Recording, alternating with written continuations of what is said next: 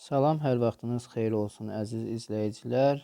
Biz bugün sizinlə dərsimizə qaldığımız yerdən davam edirik. Bizim bugünkü dərsimiz müxtəlif mühitlərdə elektrik cərəyanı. Bizim dərsimiz 5 əsas başlıqdan ibarətdir.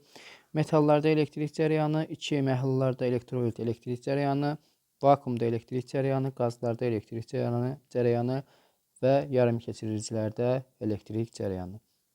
İlk öncə başlayacağıq biz metallarda elektrik cərəyanı.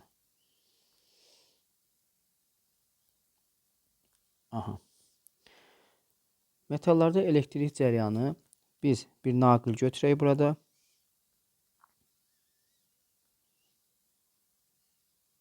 Bu olsun bizim naqilimiz.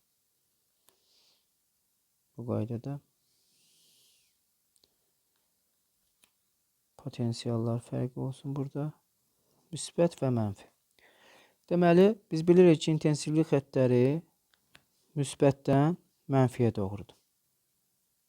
Müsbətdən mənfiyə doğru intensivlik xəttləridir. Burada elektronlardır. Əsas yük daşıyıcılar elektronlardır. Elektronlar burada deməli müsbət yükę doğru hərəkət edir. Bu qaydada müsbət yükę doğru hərəkət eləyəcəkdir. Və burada əsas yük daşıyıcılar deməli sərbəst elektronlardır. Onda yazacağıq əsas yük daşıyıcılar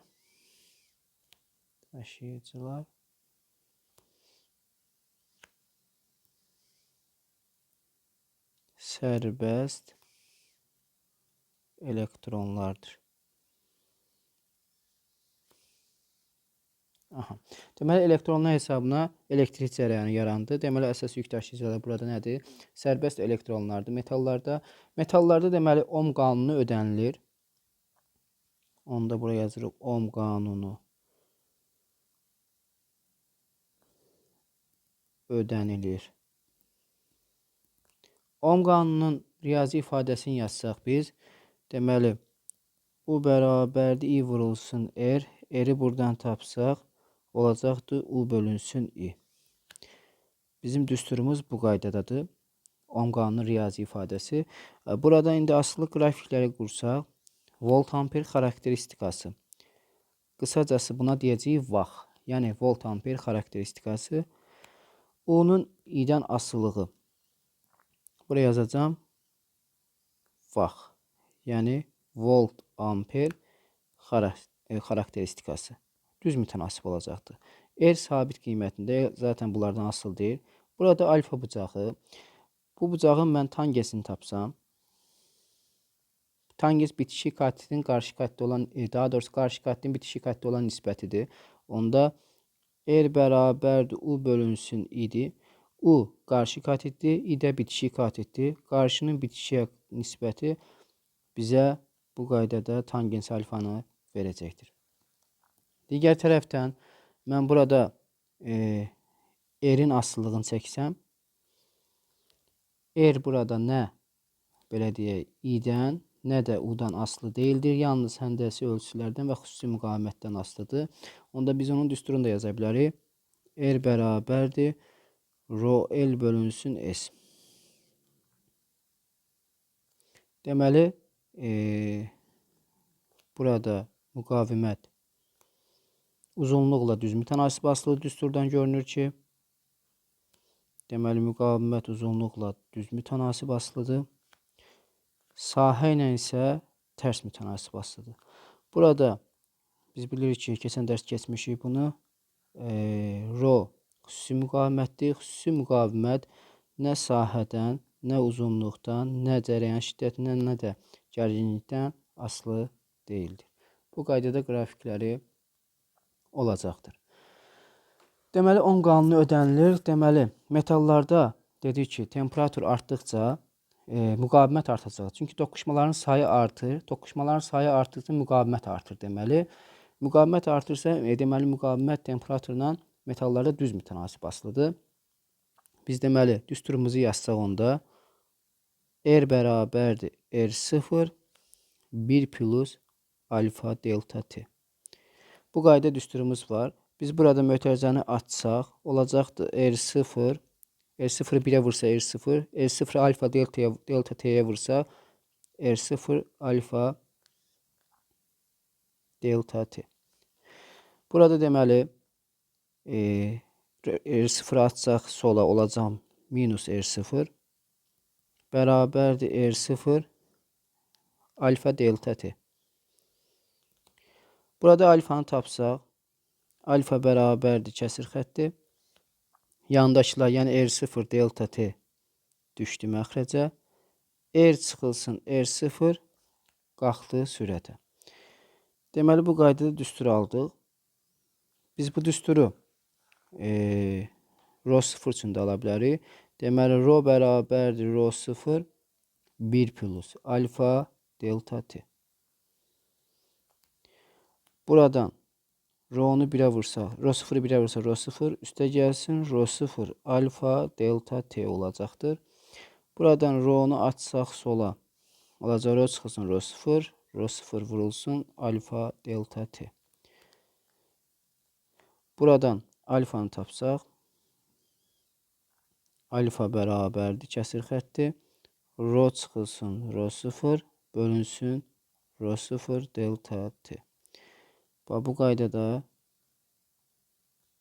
düsturumuz olacaqdır. Deməli biz buradan gördük ki, deməli bu alfa burada müqavimətin temperatur əmsalıdır. Burada R çıxsın R0 bölünsün R0 nisbi uzanma kimidir. Təsəvvür delta L bölünsün R0 nisbi uzanma düzdürmü? Deməli müqavimətin nisbi dəyişməsinə bərabər olan fiziki kəmiyyət, yəni temperaturu 1 Kelvin götürsək, temperatur dəyişməsi 1 Kelvin olanda müqavimətin nisbi dəyişməsinə bərabər olan fiziki kəmiyyəti biz nə deyəcəyik? Müqavimətin temperatur əmsalı deyəcəyik. Burada metallarda biz deyirik ki, müqavimət temperaturla düz mütənasib asılıdır. Misal üçün belə bir qrafik çəksək, xətti asılılıqdır. Bu düsturdan görünür ki, xətti asılılıqdır və artan qiymətdir. Müəyyən bir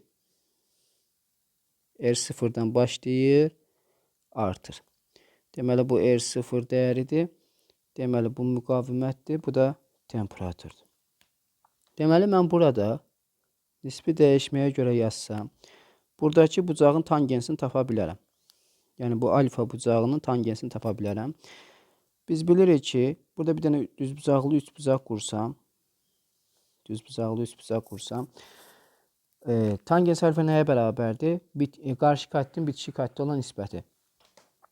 Deməli, bura nədir? R deyərəm. Buna başqa neyini göstərir? Aha. Bura R deyərəm, düzdürmü? Deməli, nisbi dəyişməyə bərabər olan fiziki kəmiyyət dedi ki, alfanı verəcəkdir. Burada alfa bərabərdir. Yaza bilərik ki, R çıxılsın R0 bölünsün R0 delta t. Delta t. İndi bu ifadəyə fikir verək. Bax, bu ifadəyə fikir versək, görərik ki, bu ifadə, demək, R çıxılsın R0, yəni bu interval bölünsün buna. Düzdürmü? R çıxılsın R0 qarşı katetdir. R0 isə bitişik katetdir. R çıxılsın R0 delta'ya bölsək, bizə tangens alfanı verəcək. Deməli, bu ifadə oldu tangens alfa. Onda biz burada yaza bilərik ki, alfa bərabərdir. Tangens alfa bölünsün R0. Bu qaydada olacaqdır. Digər tərəfdən,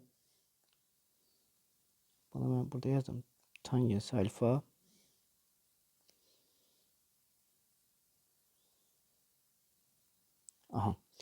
mən bu qrafiki rho 0 üçün də qura bilərəm. Rho 0 üçün də qursam, eyni ifadəni alacağıq. Deməli, bu olsun rho. Bu da olsun temperatur. Müəyyən rho 0 dəyərindən başlayacaq, artacaq bu qaydada rho'ya kimi. Bu bucağın mən tangensini tapsam, alfa bucağının tangensini tapsam, deməli bura 0'dır. Tangensini tapan zaman nə yazacağım mən burada? Alfa bərabərdir rho çıxılsın rho 0 bölünsün rho 0 vurulsun delta t. Deməli, Bu ifadə rho çıxılsın rho 0 bölünsün delta t mən deyəcəm nə? Tangens alfa. Çünki qarşı katet bölünsün bitişik katetdir. Bu bir də bitişik katetdir. Eyni zamanda bu da bitişik katetdir. Deməli, qarşı katet bitişik katet bölsə tangens alfanı verir. Onda düz türə davam eləsək, rho çıxılsın rho 0 bölünsün delta t yenə tangens alfa yazaram. Bölünsün nə olacaqdır? Delta t. Bu qaydada olacaqdır. Deməli, indi burada alfa nədir? Alfa müqavimətin temperatur əmsalıdır. Onda mən yazaram müqavimətin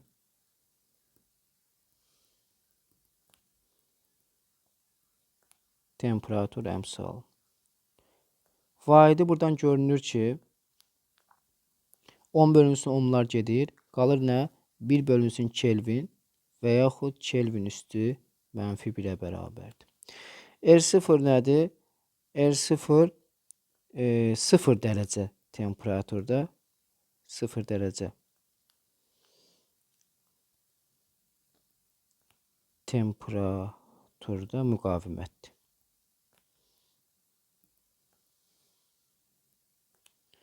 R müqavimətdir.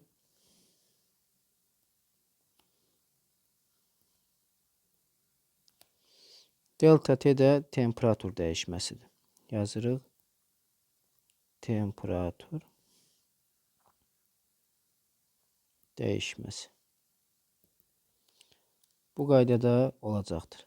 Sonra biz burada danışacağıq ifrat keçiricilikdən. İfrat keçiriciliyi nə deməkdir? İfrat keçiriciliyi həddən artıq çox keçirmək deməkdir istiliyi, enerjini. İfrat keçiricilik. İfrat keçiriciliyi həddən artıq çox keçirməkdir, düzdürmü? İfrat keçiricilikdə müqavimət nə olur? Sıfıra yaxınlaşır. R sıfıra yaxınlaşır. İ də nə olur? Maksimum olur. Onda biz buranın qrafikini çəksək, ifrat keçiriciliyin qrafikini çəksək, müqavimət azalırsa, müqavimət nəyin hesabına azalır? Temperatur azalır deyə azalır, düzdürmü? Onda müqavimətin temperaturdan asılılığını çəksək, müqavimət bu qaydada azalır, azalır, azalır. Azalır bu qaydada. Gəlir müəyyən nöqtəyə, burada başlayır müqavimət 0 olur. Bu nöqtə 0 olur. Bu müqavimətin 0 olduğu nöqtəyə biz deyəcəyik T böhran temperaturu. Böhran temperaturu təxminən 4,1 Kelvinə bərabərdir. 4,1 Kelvini biz dərəcə ilə hesablasaq, təbii ki, bu T dərəcə Selsi bərabərdir. T Kelvin çıxılsın 270 deyir. Yəni, mən bunu 4 götürsəm, çıxılsın 273, təxminən 269 dərəcə mənfi, təxminən mənfi 269 dərəcə Selsi deməkdir. Bu, təbii ki, çox kiçik bir temperaturdur. Aha, bu temperatur da böhran temperaturudur. Böhran temperaturu nə olur? İfrat keçiricilik halı baş verir.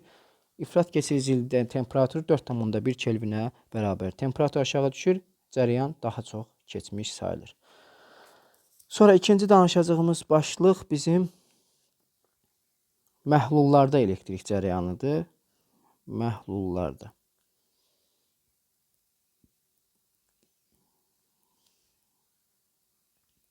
Elektrolit. Məhlullarda elektrik cərəyanı. Təsəvvür eləyək ki, belə bir saf suyumuz var.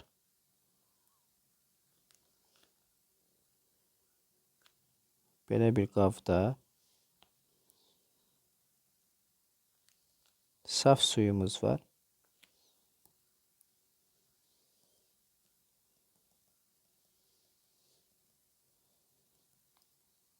Aha. Bu qabda təsəvvür eləyək ki, saf suyumuz var. Saf su var. Və mən bura deməli məhlullarda elektrik cərəyanı yazmışıq. Aha.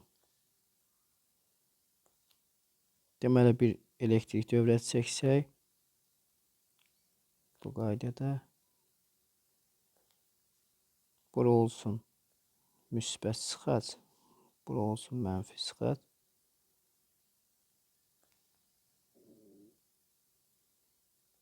Burada ampermetr qoşaq dövrəyə.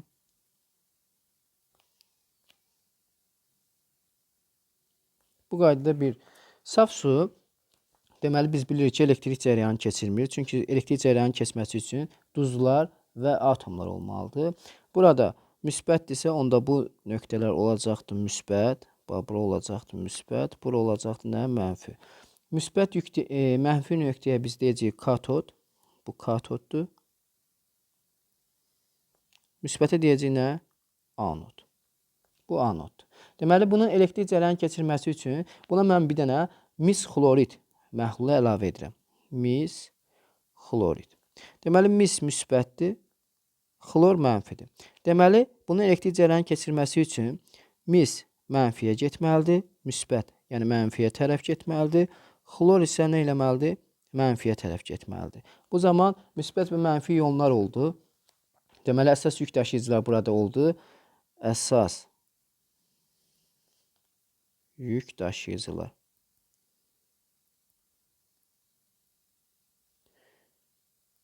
Müsbət və mənfi iyonlar. Aha. Deməli, burada ohm qanunu ödənilir. İkinci yaza bilərik ki, burada elektrolit dissosiasiyanı tapa bilərik. Elektrolitik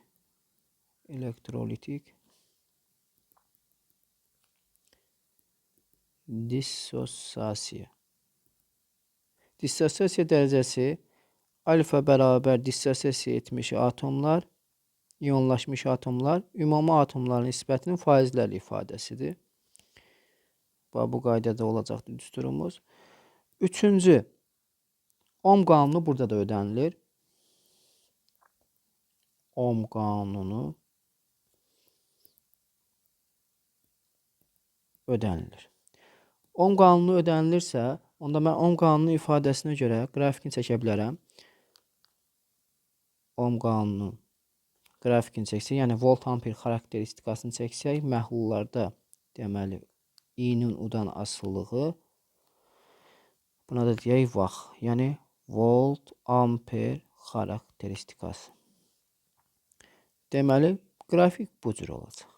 Yəni, düzmü tanasibasıdır, amma gərginliyi müəyyən dəyərində. Yəni, gərginlik 0 olanda elektrik cərəyanı keçmir. Gərginlik gərək müəyyən bir dəyərə malik olsun ki, nə olsun? Başlasın cərəyan keçməyə. Bu qaydada qrafikimiz olacaqdır. Deməli, elektroliz qanununa baxacağıq burada. Elektroliz qanunu Faraday qanunudur. Onda mən burada elektroliz yazacağım. Faradayın 2 dənə qanunu var. Elektroliz, Faraday qanunları. Faradayın birinci qanunu.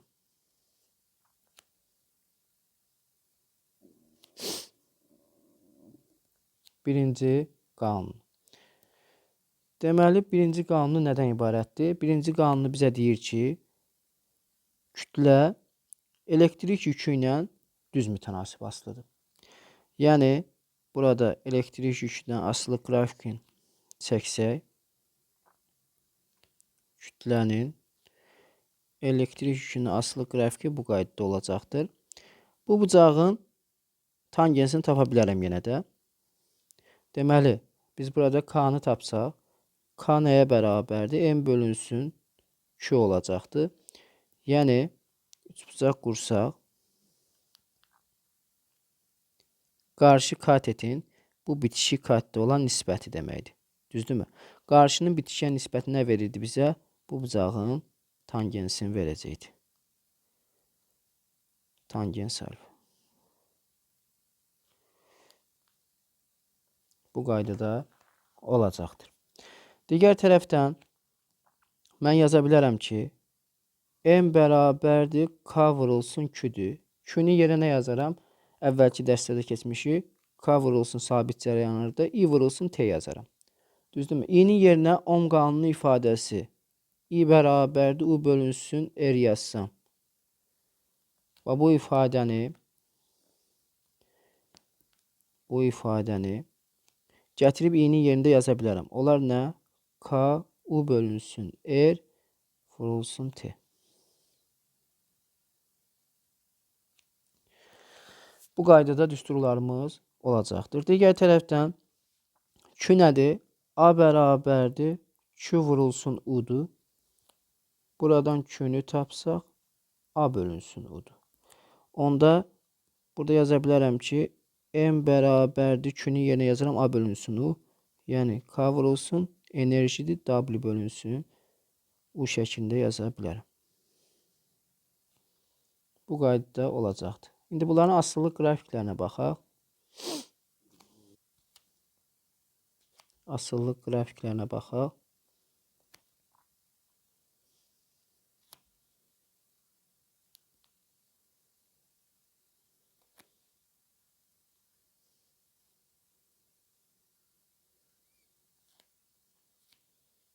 Buradan görünür ki, M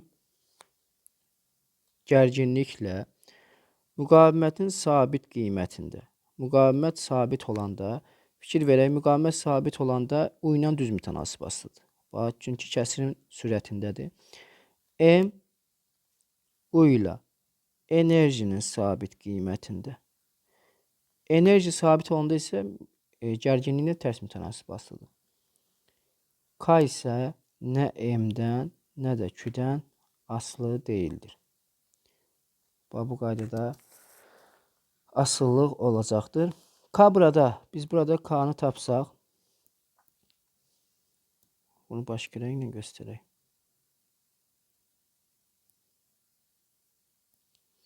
Biz düsturdan K-nı tapsaq olacaq M bölünsün Q olacaq. Vahidini də tapa bilərik biz bunu. Kütlə vahidi kiloqramdır. Yük vahidi nə idi? Kulondur. Bölünsün kulon və yaxud bunu belə yaza bilərik. Kulon amper vurulsun saniyədir. Kiloqram bölünsün amper vurulsun saniyə. Bu da elektrokimyəvi ekvivalent adlanır. Elektrokimyəvi ekvivalent. Bu qaydada olacaqdır. İndi isə Faradayın ikinci qanunu.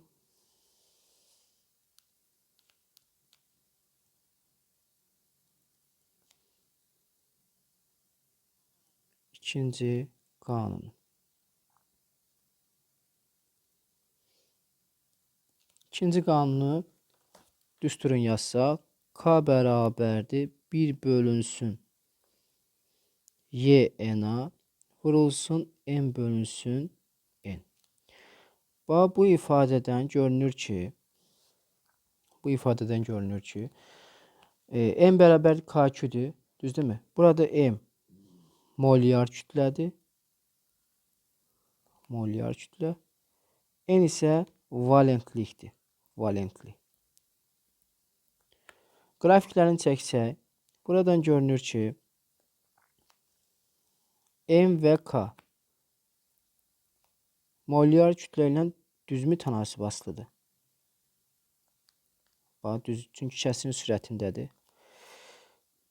M və K isə valentlik ilə yəni N-lə tərs mütənasib asılıdır. Yəni valentlik nə qədər çox olsa, kütlə və ekvivalent bir o qədər az olacaqdır. Onda molyar kütlə ilə düz mütənasib, valentlik ilə isə tərs mütənasib asılı olacaqdır. Bu Faradayın ikinci qanunudur. Bir nümunə göstərək. Mis xlor bir məhlulu, bir də göstərək. Mis xlor 2. Valentlik artdığı üçün nə olacaqdır?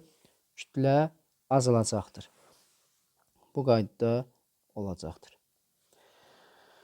Sonra üçüncü başlığımız vakuumda elektrik cərəyanı. Vakuumda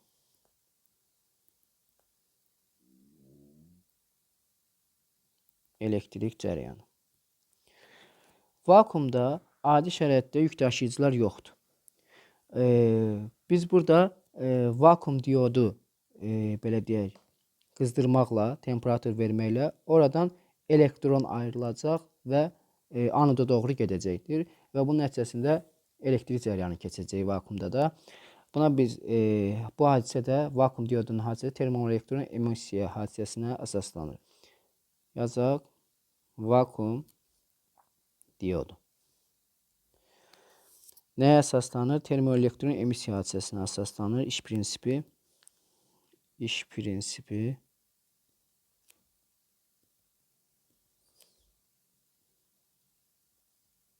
termoelektron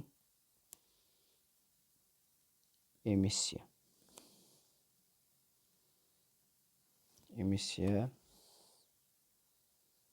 hadisəsinə əsaslanır.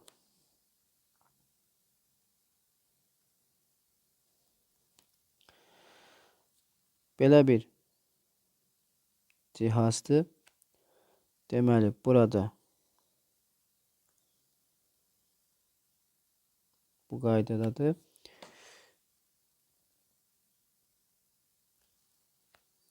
Deməli, buranın közərmə telidir bu. Buna yazaq közərmə teli. Aha, közərmə teli.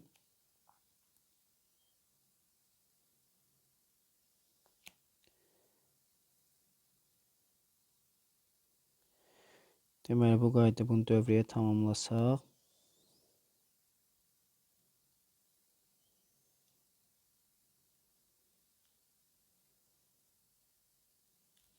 Burada bir ampermetr var.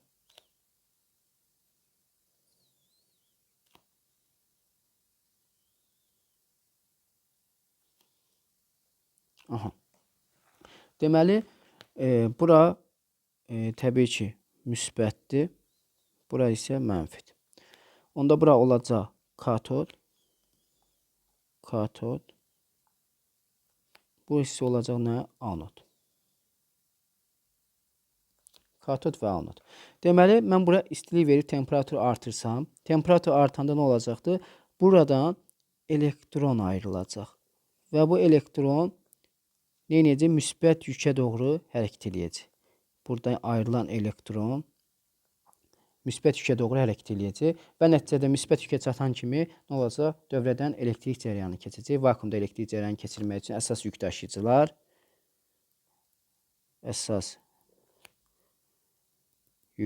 elektronlardır. Yük daşıyıcılar elektronlardır. Deməli, necə oldu? Mən temperatur verdim, közərmə teli qızdı və istilik artdığından burada elektron ayrılacaq. Buradakı ayrılan elektron müsbət yükę doğru hərəkət edəcək və dövrədən elektrik cərəyanı keçəcəkdir.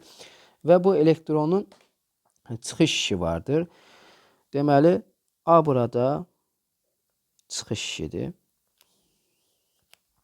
Elektronun çıxış işindən söhbət gedir. Əlbəttə ki, burada hərəkət enerjisi çıxış işindən böyük bərabər olan zaman burada belə deyək, elektronun çıxma şərti ödənilir.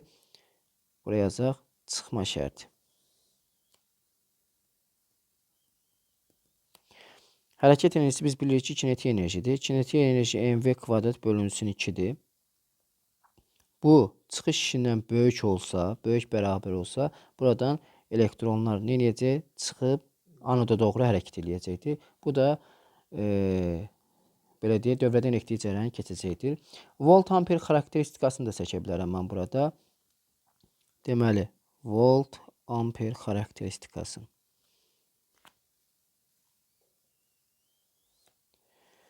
Deməli, i-nin u-dan asılılığı, yəni vaxt. Volt amper xarakteristikası. Fikir verək, qızan zaman həm gərginliyi, həm cərəyan şiddəti artır, müəyyən dəyərə kimi artır və ondan sonra sabit qalır. Çünki burada artıq cərəyan doyub, bu hissəyə biz deyəcəyik i doyma cərəyanı. Bunu biraz da qızdıran zaman temperatur daha çox olsa nə olacaq? Daha çox cərəyan olacaq. Buna desək I doyma 2, buna deyək I doyma 1. Təbii ki, bura deyək 2, buna deyək 1. Düzdürmü? Temperatur 2-də 1-dən böyükdür, daha çox qızdırılıb. Onda doyma cərəyan 2-də, doyma cərəyan 1-dən böyük olacaqdır. Və bu qaydada olacaqdır. Dəyişən cərəyanı düzləndirmək üçün istifadə olunur. Buraya yazaq. Belə deyək, dəyişən cərəyanı sabitləşdirir. Dəyişən cərəyanı vakuum diyordu. Cərəyanı düzləndirir.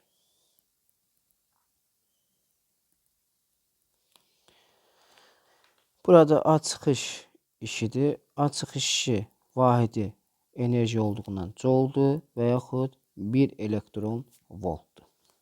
Çıxış işi burada nə sürətdən, nə temperaturdan asılı deyildir.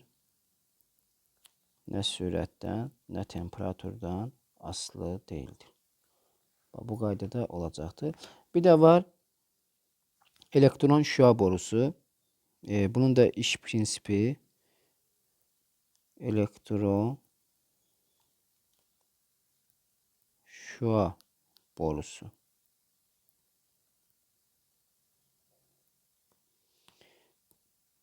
İş prinsipi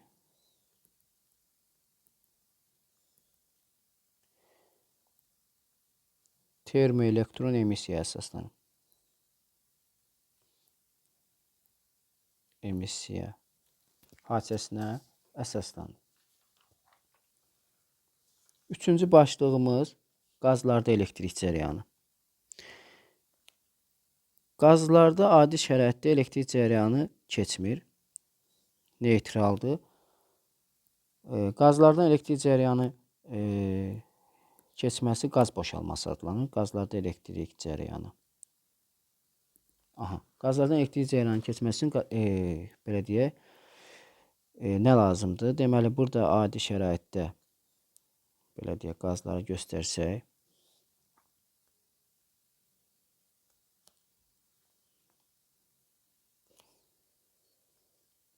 burada deməli çəksək bunu.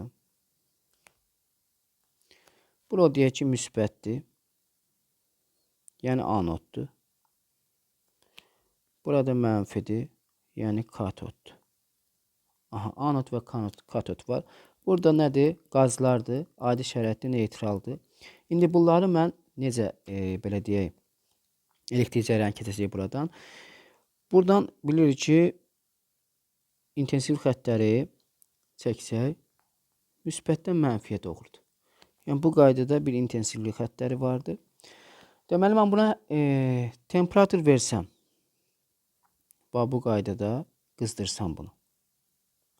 Şüalar düşsə, deyir rentgen şüalar düşür. Buna temperatur verən zaman, buradakı temperatur verdiğimiz zaman buradan neyəcək? Elektron çıxacaq və bu elektron bu istiqamətdə hərəkət edəcək.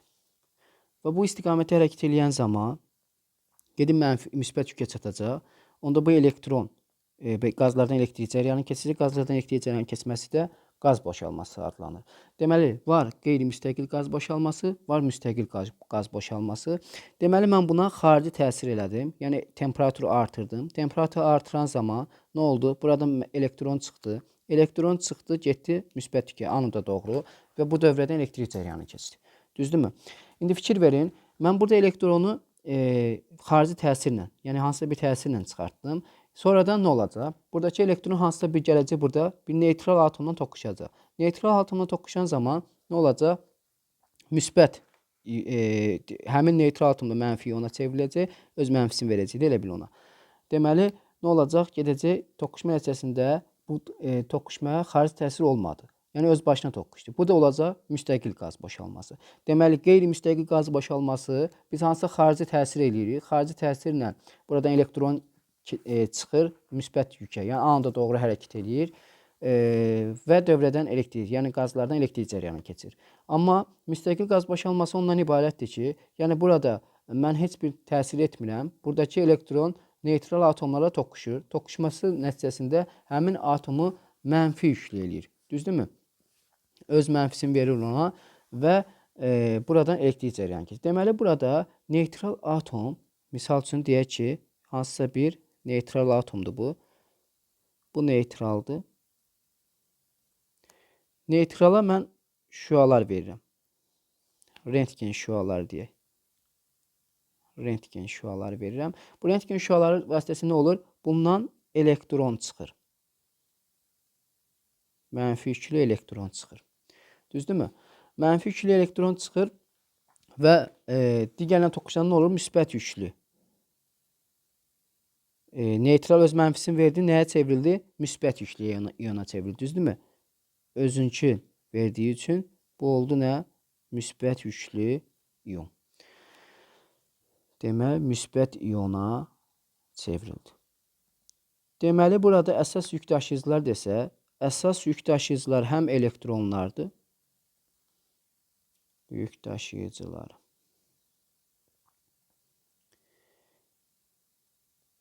Elektronlar və müsbət və mənfi iyonlardır. Deməli, müsbət və mənfi iyonlardır. Mən bunun volt-amper xarakteristikasını da seçə bilərəm. Bunun volt-amper xarakteristikasını seçək.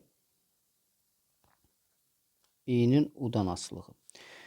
Deməli, müəyyən qiymətə kimi həm cərəyan artır, həm də belə deyək, gərginliyi artır. Sonra bu qaydada bir qrafik olur. Həmin bu nöqtəyə biz deyəcəyik I doyma cərəyanı. Bu hissədə biz xarici təsir verdik, temperatur artır, düzdürmü? Xarici təsir olan hissə qeyri müstəqildir. Heç bir təsir, belə deyək, verməmişiksə, bura müstəqildir. Öz başına daha artıq toqquşur. Burada xarici təsir verdiyi elektronlar çıxdı. Sonradan çıxan elektron digər neytral atomla toqquşur, öz başına toqquşur. Ona görə o müstəqil qaz boşalması adlanır. Deməli, bu da vaxt. Yəni, volt-amper xarakteristikası bu cür olacaqdır. Deməli, mən burada I doyma cərəyanını tapa bilərəm. I doyma cərəyanı nədir? Q bölünsün T'dir. Q-nun yerinə yazaram NY bölünsün T. Bu da doyma cərəyanının düsturudur. Sonra biz burada işi də əlaqələndirə bilərik. Burada görülən iş nədir? Kinetik enerjinin dəyişməsidir. Digər tərəfdən kinetik enerji nədir? Başlanğıc sürəti 0 qəbul etsək, mv kvadratı bölünsün 2-dir. Digər tərəfdən A-nın QU olduğunu bilirəm. Burada elektrondur. Onda yazacağım YU bərabərdir mv kvadratı bölünsün 2. Təbii ki, burada sürət artanda, gərginlik artanda molekullar nə olacaq? Sürəti artacaqdır. Yəni, burada bu düsturdan görünür ki, deməli, gərginlik artarsa, dövrədə gərginlik artarsa, molekulların sürəti artacaqdır. Digər tərəfdən U nədir? YD-dir. Mən U-nun yerinə YD yazsam, Y, belə deyək, intensivli D bərabərdir mv kvadratı bölünsün 2. Bu düsturları alarıq.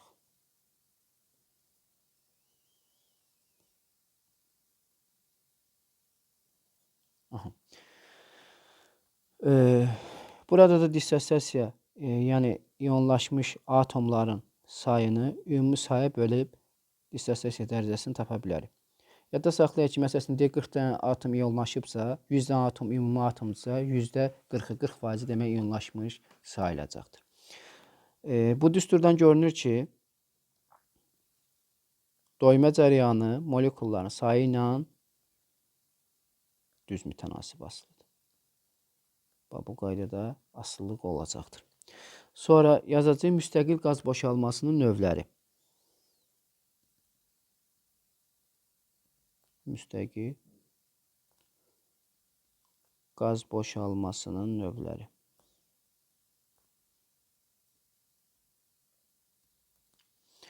Müstəqil qaz boşalmasının 4 növü var. Birinci, taclı boşalma.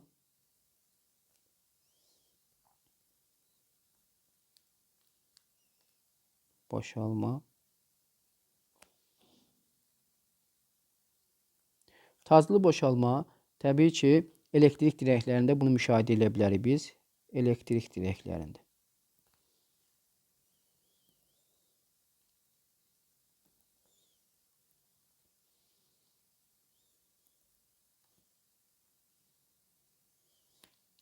İki, alovsuz boşalma. Alovsuz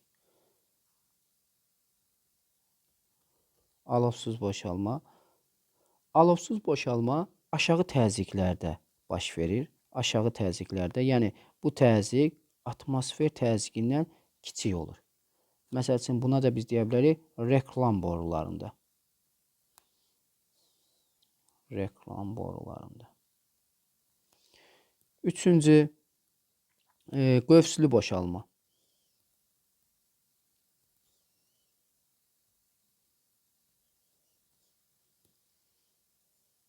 Qövsü boşalma qaynaq işlərində rast gəlinir.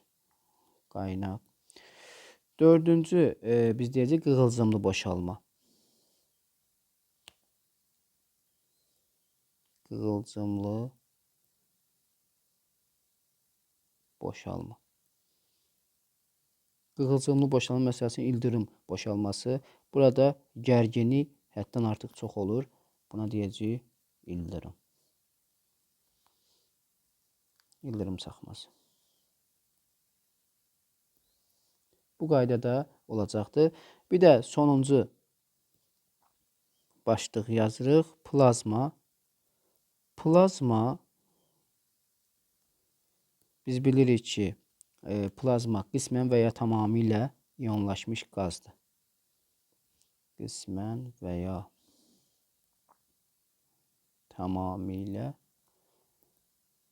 iyonlaşmış qazdır. Bu qaydada olacaqdır. Keçək indi biz 5-ci, sonuncu başlığımıza, yarım keçiricilərdə elektrik cərəyanı.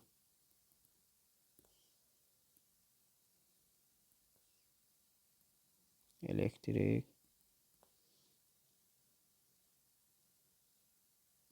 cərəyanı. Yarım keçiricilər, misal üçün biz buna 4-cü, 5-ci, 6-cı qrup elementləri misal göstərə bilərik. Misal üçün silisium. Deyək ki, silisium. Bu qaydada silisiumu göstərək.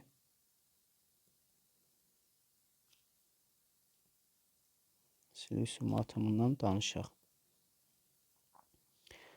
4-cü qrup elementidir. 4-cü qrup elementi olduğu üçün 4 valent elektronu var. Onda bunu çəksək belə. Bu qaydada çəksək.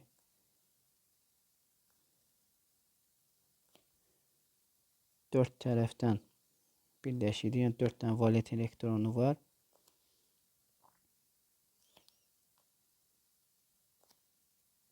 Bu qaydada çəkəcəyik. Deməli, bunlarda əsas yük daşıyıcıları elektronlar və deşiklərdir. Nəyin hesabına olur? Bunu da biz xarici təsirlə yaradırıq. Misal üçün, burada mənfidir. Bura nədir? Burada müsbətdir. Burada mən qızdıran zaman, burada elektron neynəyəcək? Keçəcək bura. Bu bir atma, düzdür? Buradan neynəyəcək? Keçəcək bura. Və buradan da keçəcək ara müsbət yükə gəlib çatacaq. Düzdürmü? İndi burada müsbət yükə çatan zaman burada bir deşik yarandı. Yəni dəlik. Buna deyəcəyik biz, o deşiyə deyəcəyik, əsas yük daşıyıcıları yaradan burada nədir? Əsas yük daşıyıcılar elektron və deşiklər hesabına yaranır. Əsas yük daşıyıcılar.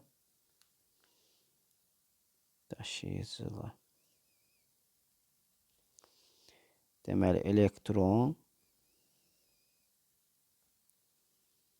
və deşiklər. Deməli bir də deyirəm. Xarici təsirlə qızdırsaq misal üçün, buradakı elektron nə edəcək? Gələcək bura. Buradakı müsbət doğru hərəkət etməyə başlayacaq, düzdürmü? Buradakı elektron gələcək bu nöqtəyə. Buradakı elektron müsbətə çatacaq və burada boşluq yaranacaq. Həmin boşluğa biz deyəcəyik deşiklə. Deməli, yadda saxlayaq ki, təmiz yarımkeçiricilərdə elektronların sayı deşiklərin sayına bərabərdir. Təmiz yarımkeçiricidə elektronların sayı deşiklərin sayına bərabərdir. Sonra misal üçün deyə bilərik aşkarlı yarımkeçiricilər. Aşkarlı yarımkeçiricilər.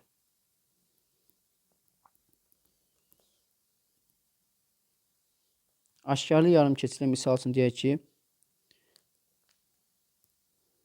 silisium. Silisium 4-cü qrup elementidir. Buna aşkar olaraq nəyi qatsaq? Arseni qataq.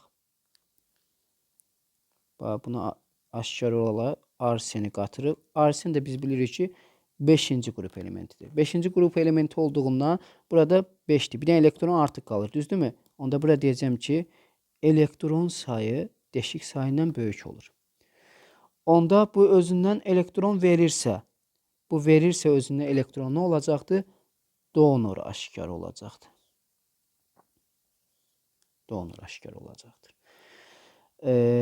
Sonra akseptor aşkarlıq deyək indi. Misal üçün deyək ki, başqa nə ilə göstərək?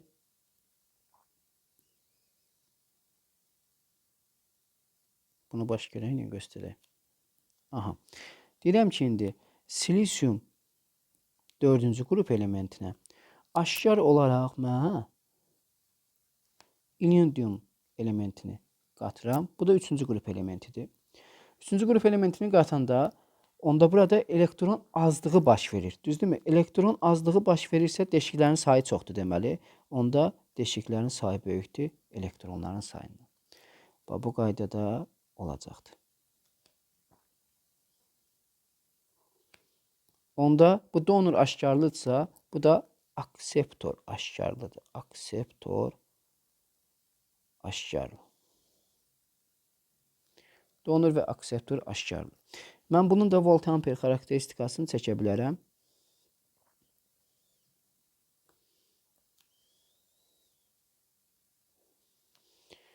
İ'nin udan asılılığı. Deməli, İ'nin udan asılılığı qrafiki uzatsaq.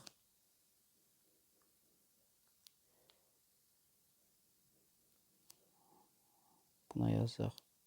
Vaxt.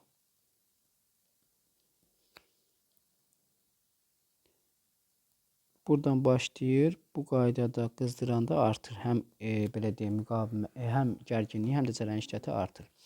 Bu hissəyə tərs keçid uyğundur. Tərs keçid. Bu hissəyə düz keçid uyğundur.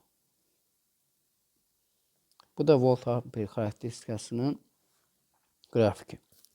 Sonra biz yarımkeçirici dioddan danışacağıq. Yarımkeçirici diod. Yarımkeçirici diod PN keçidinə əsaslanır. PN keçidi. Yarımkeçirici diodun şəklini çəksək.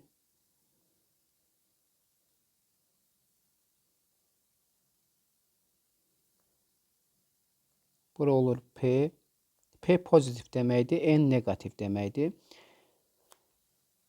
Deməli, müsbətdir, bura mənfi. Demək, pozitiv müsbətdə olur, negativ isə mənfidə olur. Deməli, bu düz keçiddir.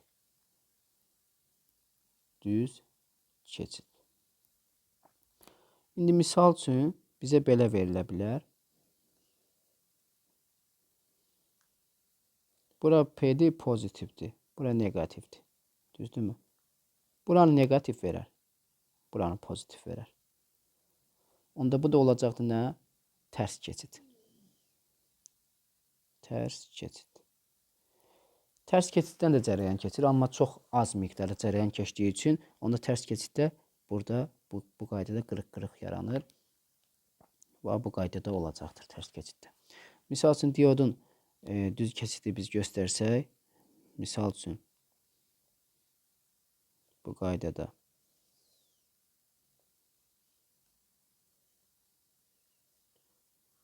bura olacaq mənfi, bura olacaq müsbət. Bu qaydada olacaqdır. Yarım keçici dioddan danışdıq. Bu olsun bizdə 1. İndi 2. Yarım keçici cihazlardan danışırıq da. Yarım keçici diod. Yarım keçici cihazlardan ikincisi tranzistor diye. Tranzistorda PN keçidinə əsaslanır.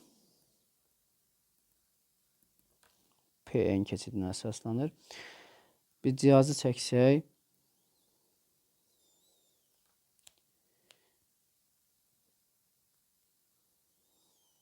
deməli,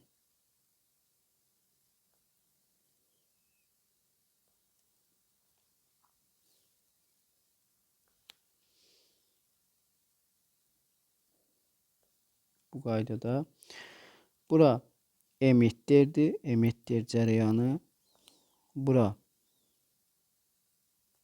belə deyək, kollektordur, kollektor yazılır.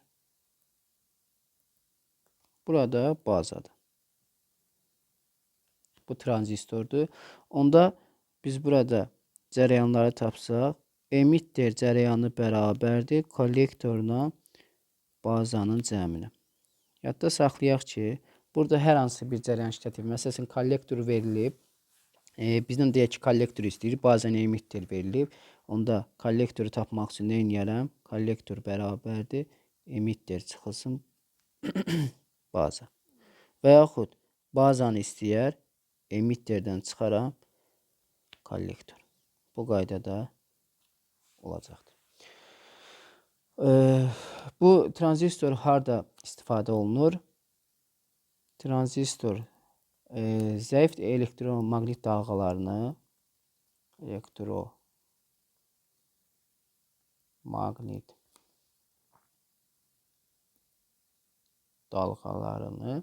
gücləndirir.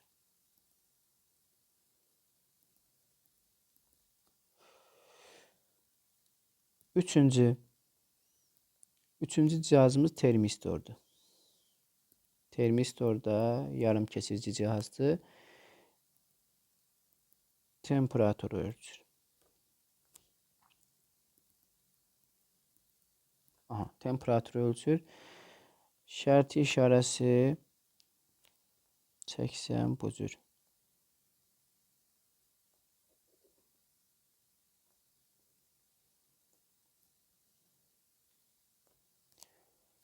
T dərəcə Celsius.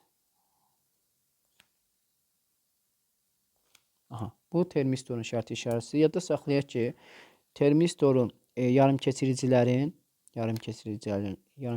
müqaviməti temperaturdan tərs mütənasib asılıdır. Həm müqaviməti, həm xüsusi müqaviməti temperaturdan tərs mütənasib. Yəni temperatur artırsa, termistoru qızdırsa, müqavimət aşağı düşəcək. Bunu yadda saxlayaq. Yazaq qeyd.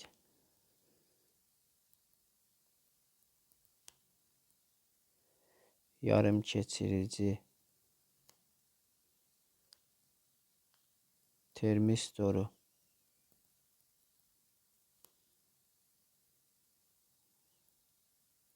qızdırsaq, müqavimət azalacaq. Termistoru soyutsaq,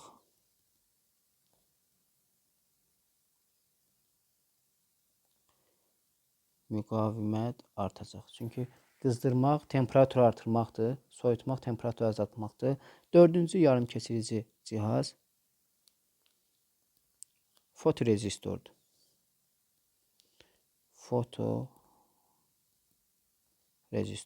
Fotorezistor bu qaydada bir cihazdır.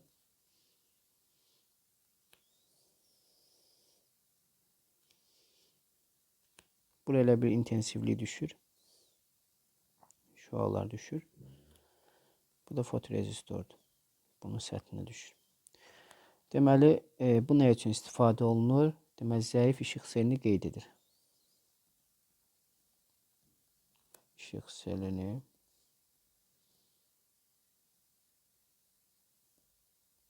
qeyd edir. İndi gəlin bir nümunələ tanış olaq. Yarım keçirici cihazlardan bir nümunə ilə tanış olaq. Misal üçün bizə belə bir dövrə verilib.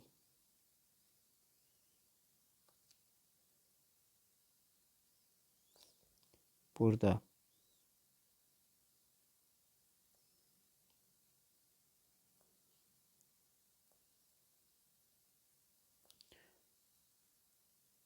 bir lampa var.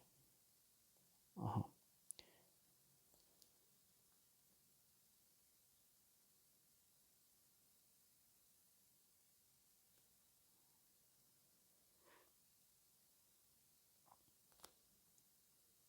Burada bir tane de lampa var. Burada bir tane de lampa var.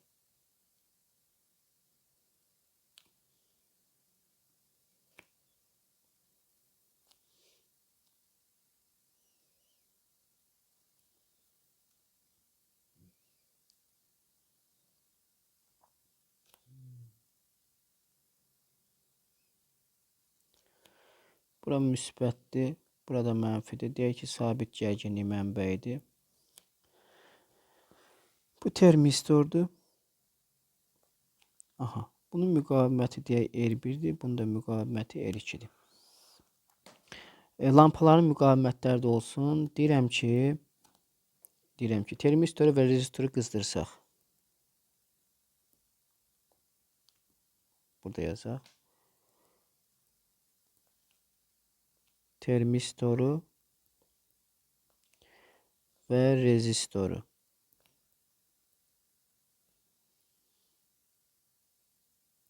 Qızdırsaq. Qızdırmaq nə deməkdir? Temperaturunu artırsaq. Temperaturunu artırsaq, belə deyək. Burada da bir dənə ampermetr çəkək.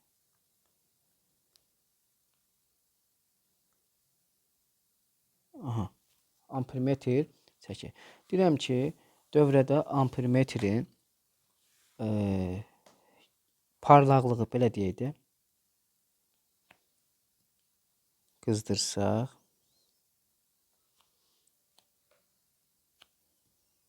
Lampaların parlaqlığı necə dəyişir? Parlaqlığı necə dəyişir? Gəlin lampanın da öz müqavimətinə erişdirik deyək. Hər bir müqaviməti erişdirik olsun. Parlaqlıq cərəyan şiddəti ilə əlaqəlidir. Onda cərəyan şiddəti birinci halda bu olsun 1 lampası, bu olsun 2 lampası, bu olsun 3 lampası. Birinci halda hesablasaq, ümumi gərginlik U konstantdır. U bölünsün termistordur. Termistorun müqaviməti üstə gəlsinə R işdirik. Biz bilirik ki, termistor yarım keçirici cihazdır. Biz temperaturu artırsaq, rezistor nə olacaq? Soyuyacaq. Yəni, üzr istəyirəm, müqaviməti azalacaq. Müqavimət azalırsa, I1 cərəyanı artacaq. Yəni, bunun parlaqlığı artacaq. Parlaqlıq artar. Digər tərəfdən I2-ni tapsaq, I2 bərabərdir U bölünsün ikincinin rezistoru R2 üstə gəlsin erişdirir. Rezistor isə metaldır. Metalların temperaturu artanda müqavimət nə edir? Artacaqdır. Onda müqavimət artır. Onda cərəyan şiddəti azalacaqdır. Cərəyan şiddəti azalırsa, onda bunun parlaqlığı azalır. Üçüncünü tapsaq, U bölünsün sadəcə erişdirikdir. İndi fikir verək bura. Burada heç bir rezistoru yoxdur. onda bu sabitdir. Onda bu da sabitdir. Sabiti sabitə bölsə eləyəcək sabit. Deməli bunun parlaqlığı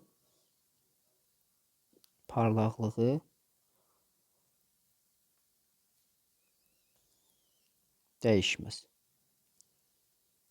Bu qaydada olacaqdır. Növbəti bir nümunəyə baxaq.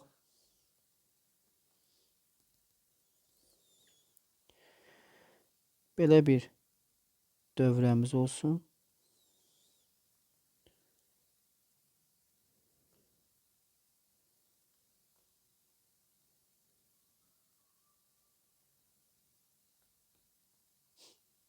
Dövrəni çəkək.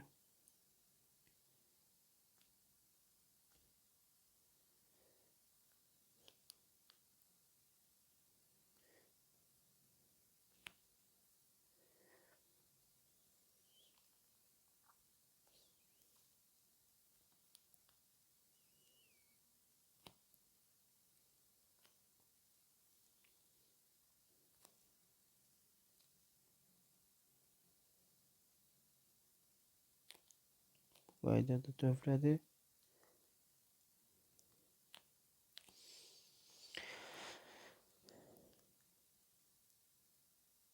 Burada bir dənə ampermetr qoşmuşam. Sabit gərginlik mənbəyidir, o konstantdır. Müsbət, mənfi. Buna V1 deyim, buna da V2 deyim. Bu termistordur. Dərəcəsiz. Bu da R-dir. İndi deyirəm termistoru soyutsaq.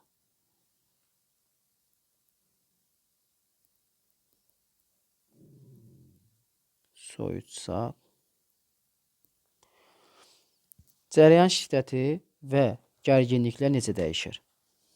Cərəyan şiddəti, gərginliklər necə dəyişir? İndi baxıram. Termistoru soyutsaq, termistor yarımkəsici cihazdır. U bərabərdir, ardıcı birləşdirilib deyə I bərabərdir, U bölünsün R termistor, üstə gəlsin R yazıram. Təbii ki, bunu soyutsaq, rezistorun, termistorun nə olacaq? Müqaviməti artacaq. Müqavimət artırsa, cərəyan şiddəti nə edəcək? Azalacaqdır. Digər tərəfdən, digərin rezistoru heç eləmirəm, onun üçün bu sabit qalır. Düzdürmü? Bu sabitdir, bu da sabitdir. Bunu azaltdım, bunu artırdım, bu azaldı. Onda U1'i tapanda nə yazacağım? U1 bərabərdir.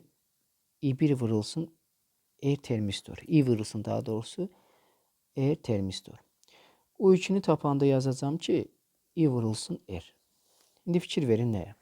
Burada mən U1'i tapmaq istəyirəm. Termistor artırıram, I azalır. Mən buna görə müqayisə edə bilmərəm. Düzdürmü? Onda ikinciyə görə müqayisə edə bilmərəm. Gələ bir dənə sabit olsun. Bu sabitdir. Onda I azalır deyə U2 nə edəcək? U2 artacaq. Onda U nəyə bərabərdir? U1 plus U2'yə bərabərdir. Düzdürmü? U1 plus U2'yə bərabərsə, əgər U2 artırsa və bu da sabitdir verib. Sabit olmasın, biri artmalıdır, digəri nə eləməlidir? Azalmalıdır. Əgər bir kəmiyyət sabit qalırsa, biri azalırsa, digəri nə eləməlidir?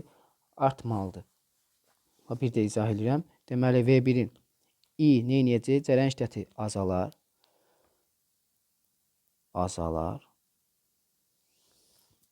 Sonra U1 azalar.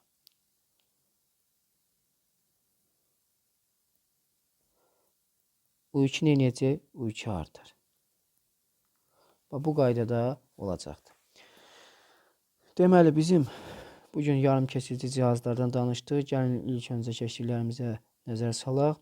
Danışdıq metallarda elektrik cəryanı, məhlullarda, elektrolitlərdə elektrik cəryanı, vakuumda elektrik cəryanı, qazlarda elektrik cəryanı və yarımkəsicilərdə elektrik cəryanı. Metallarda əsas yükdaşıda ki, sərbəst elektronlardır. Volt-amper xarakteristikasını çəkdi. Bunların hamısını qeyd elədi. Böhran temperaturun qrafikini çəkdi, ifrat keçiriciliyi.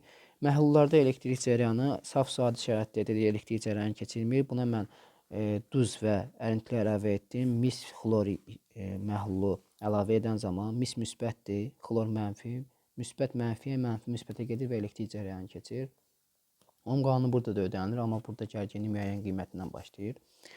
Faradayin qanunları haqqında danışdıq. Vakuumda elektrik cərəyanı. Vakuumda adi şəraitdə yük daşıyıcılar yoxdur dedik.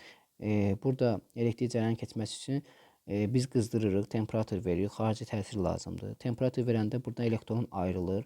Elektron ayrılması termoelektron emissiya hadisəsidir. Elektron ayrılır, kat anoda doğru gedir. Anoda doğru gedir və mənfi yük müsbətə çatdı, dövrədən elektrik cərəyanı keçmiş olur. Düzdürmü? Burada elektron çıxma şərti də var. Əgər kinetik enerji çıxışından böyük olmalı ki, onu çıxarda bilsin orada. Deməli, MV kvadrat bölünsün ki, çıxışından böyük bərabər olmalıdır. Deməli, vakuum diodu dəyişən cərəyanı düzləndirir. Biz onun volt ampere xarakteristikasını çəkdik. Volt ampere xarakteristikasına görə baxın, gərginlik artır, cərəyan şiddəti artır. Gəlir müəyyən bir dəyərə doyma cərəyanıdır. Doyma cərəyanı da sabit qalır. Burada temperatur artsa getsə, ikinci doyma cərəyanı yaranacaq. Temperaturu çox olanın doyma cərəyanı da böyük olacaqdır. Sonra çıxış ilə danışdıq. Qazlarda elektrik cərəyanı. Qazlar adi şəraitdə neytralda elektrik cərəyanı keçirmir. Buna xarici təsir lazımdır. Xarici təsir verdi. Elektron belə deyək, katoddan çıxdı. Temperatur artanda katoddan elektron çıxdı və anoda doğru hərəkətə başladı. Burada qaz boşalması adlanır. Qazlarda elektrik cərəyanı keçmir. Qaz boşalması adlanır. Qaz boşalmasının iki növü var. Müstəqil qaz boşalması və qeyri-müstəqil qaz boşalması. Mən bura xarici təsir verdimsə, temperatur artırımsa bu qeyri-müstəqil olur. Özündən asılı olmadan olur. Belə deyək, qeyri-müstəqil qaz boşalması olur. Amma nəticədə gəlir elektron çıxan elektron buradakı neytral atomlarla toqquşur və onları da öz başına toqquşduğundan bu da olur müstəqil qaz boşalması. Rentgen şüası verdik, məsəl üçün neytral atoma. Burada elektron çıxdı. Elektron çıxdısa özü nəyə çevrildi? Müsbət iyona çevrildi. Deməli, burada əsas yük daşıyıcı elektron və müsbət və mənfi iyonlardır. Biz bilirik ki, elektron çıxışı belə deyək, kinetik enerjinin dəyişməsinə bərabərdir. Onda A bərabərdir MV kvadratı bölünsün 2-dir. Burada sürət artanda, gərginlik artanda sürət də artacaqdır. Digər tərəfdən U bilirik ki, Y-dir. Onda olacaq Y bərabərdir MV kvadrat bölünsün 2. Deməli, burada volt ampere xarakteristikasını çəkdik. Qeyri-müstəqil qaz boşalması, bir də var müstəqil qaz boşalması. Qeyri-müstəqil qaz boşalması biz dedik ki, biz xarici təsir edirik. Temperatur artır, oradan elektron ayrılır, müsbətə doğru gedir. Düzdürmü? Bu qeyri-müstəqildir. Sonra başlayır, buradakı elektron bura çatanda toqquşur nə ilə? Neytral atomdan. Onda nə edir? Mənfi iyona çevrilir. Və nəticədə nə olacaqdır? Öz başına baş verdiyi üçün bu da oldu müstəqil qaz boşalması. İkinci hissədə müstəqil qaz boşalmasına aiddir. Müstəqil qaz boşalmasının 4 dənə növü var. Taclı boşalma, alovsuz boşalma, qövslü boşalma, qığılcımlı boşalma. Taclı boşalma elektrik dirəklərində müşahidə olunur. Alovsuz boşalma aşağı təzyiqlərdə, yəni atmosfer təzyiqinin kiçik reklam borularında. Qövslü boşalma qaynaqda, qığılcımlı boşalma yüksək gərginlik, ildırım çaxması və s. göstərmək olar. Plazma qismən və ya iyonlaşmış, tamamilə iyonlaşmış qazdır dedik. Bunun haqqında sonra yarım keçidlərdə elektrik cərəyanı 4-cü, 5-ci, 6-cı yarım qrup elementlərinə aiddir. Misalını götürürük silisium. Silisiumda burada temperatur artan zaman burada elektron gəlir digər təbəqəyə, buradan gəlir digər təbəqəyə və müsbətə çatanda burada boşluq yaranır. Həmin boşluq deşiklərdir. Deməli, burada əsas yük daşıyıcıları deşiklər və elektronlar hesabına yarandı. Təmiz yarım keçiricilərdə dedik ki, deşiklərin sayı elektronların sayına bərabərdir. Aşkarlı yarım keçiricilər misal üçün silisium 4-cü qrup elementinə aşkar olaraq arsen qrupu 5-ci qrup elementini qoşuruq. Onda elektronun sayı fikir ver 5-ci qrupda bir dənə elektron artıq qalır. Onda elektron böyükdür. Elektronların sayı deşiklərin sayından böyükdür. Onda elektron verən arsendi olur donor aşkarlı. Misal üçün silisium 4-cü qrupa inodium 3-cü qrup elementini aşkar olaraq qoşsaq, onda 3-cü qrupdursa müsbətlər sayı çox olacaq. Deşik böyükdür elektronların sayından. Bu da akseptor aşkarlığa aiddir. Yarım keçirici cihazlardan danışdıq. Demək 4 dənə yarım keçirici cihaz var. Burada volt amper xarakteristikasını çəkdik. Düz keçid və tərs keçid. Tərs keçiddə də cəryan olur, amma çox cüzi, az miqdarda cəryan olurdu. Yarım keçici diod PN keçidinə əsaslanır. Düz keçid pozitivdə olmalıdır, negativdə. Amma tərs keçiddə pozitivdə, negativ pozitivdə olmalıdır. Tranzistor ikinci yarım keçiddə tranzistordur. Bu da PN keçidinə əsaslanır. Emitter, kollektor baza cəryanlarından ibarətdir. Emitter cəryanı kollektor üstəgəlsin bazadır. Onda burada kollektor tapanda emitter çıxılsın baza olacaqdır. Bazanı tapanda emitter çıxılsın kollektor olacaqdır. Zəif elektromaqnit dalğalarını gücləndirir. Üçüncü yarım keçid termistordur. Termistor temperaturu ölçür. Yarım keçid cihazı olduğundan bunun müqaviməti temperatur artdıqca müqavimət azalacaqdır. Qeyd olaraq da göstərmişik və yaxud termistoru soyutsaq müqavimət artacaqdır. Dördüncü yarım keçici cihaz fotorezistordur. Zəif işıq selini qeyd edir. Sonra nümunələr göstərdi. Burada rezistoru lampanın parlaqlıqlarını soruşduq. Lampanın parlaqlıqları dedik ki, birincidə artar, ikincidə azalar, üçüncüdə dəyişməz. Bu da cərəyan şiddəti müəyyən edir bu parlaqlığı. Dördüncü nümunədə də cərəyan U1 və U2 gərginliklərini müqayisə elədi. Bu qədər. Yəni ümidvaram ki, hər bir şeyi anladınız. Çalışdığım qədər ən asan formada izah etməyə çalışdım. Ümidvaram ki, hər bir şey aydın oldu. Dərsimiz bu qədər. Sağ olun, salamat qalın.